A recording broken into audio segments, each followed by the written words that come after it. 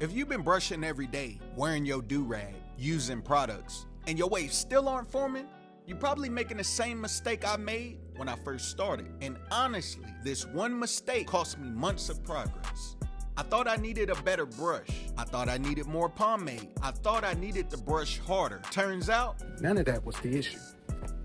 So if you're stuck at the ripple stage or can't get your waves to show up at all, this video might save you months of frustration. Because today in this video, I'm gonna show you exactly why your waves aren't forming and what you need to fix starting today. When I first started my wave journey, I thought brushing was enough. I would brush for 30 minutes, sometimes an hour, and I would wake up expecting deep waves. But to my surprise, nothing. Just a few ripples, some forks, and a lot of disappointment. Every day I was looking in the mirror thinking I was doing everything right, but I wasn't. And the crazy part is, most beginners are making the same exact mistake. And the first mistake might shock you because nobody talks about it. Mistake number one, your hair is too short. Yeah, this is where most beginners mess up. You cut your hair, you start brushing, then you expect waves to magically appear. Bruh, that's not how waves work. Waves are created when your hair is long enough to lay down and form a pattern. Think about drawing in the sand. You need enough material to create the pattern. The same thing applies to your hair. When I finally understood this, I stopped panicking after every haircut. That's when my waves really started showing. But hair length isn't the biggest mistake. And this next one is the reason why people brush every day and still see no progress. Which brings me to mistake number two. You're brushing the wrong way. Most people think brushing more equals better waves. Wrong. If you're brushing in the wrong direction, all you're doing is training your hair incorrectly. Your brush pattern determines your wave pattern. If your angles are off, your waves will be off. And this is why some people have forks everywhere, unless you're in the beginner stage like me. And check it out, y'all, I learned this the hard way. For months, I kept brushing. I wasn't paying attention to my crown, and I wasn't paying attention to my brush angles. I was putting in all that damn work and was not getting a reward. Once I fixed my brush pattern, everything changed. And here's the mistake almost nobody talks about, and it's probably holding back your progress right now. Mistake number three, your hair is too dry.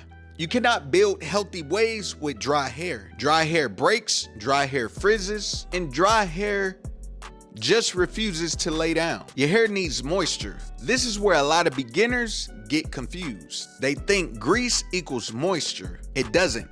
Moisture comes first, then you seal it in. And for me, one of the biggest game changers was focusing on hydration. Using quality shampoo, using conditioner, using hair oil, using butter moisturizer. Once my hair stayed moisturized, it became a lot easier to train. It became easier to lay down, and my waves became more defined. But wait, there's one mistake that can completely destroy your waves. Mistake number four, you don't compress your hair long enough. Brushing is only half the battle. Compression is what locks everything in. Think about it, you spend 20 minutes brushing, then you walk around all day with no do-rag. What happens? Your hair lifts back up and your progress disappears. The do-rag is what helps trains your hair to lay down. And the guys with the deep waves, most of them are compressing consistently and growing their hair out. Not just brushing, but brushing, compressing, and growing their hair out. That's a huge difference. The big lesson. Here's what I wish somebody told me when I first started. Waves aren't created in one brush session. They're built through consistency. Every day, every week, every month. The people with the best waves usually aren't doing anything magical.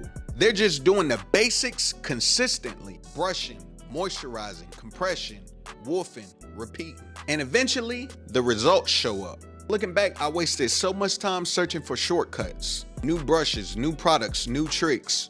What I really needed was patience and consistency. Once I fixed these mistakes, my waves started forming faster. My connections improved, my depth improved, and everything overall just started coming together. So if your waves aren't forming right now, don't get discouraged. Check your hair length, check your brush pattern, check your moisture, check your compression. Fix these four things and you'll be way ahead of most beginner wavers. And if you're serious about deeper waves, the next video is for you, because I'm gonna break down the biggest lie in the wave community that keeps people stuck in the ripple stage. Trust me, you don't wanna miss this one. See y'all in the next one. Peace.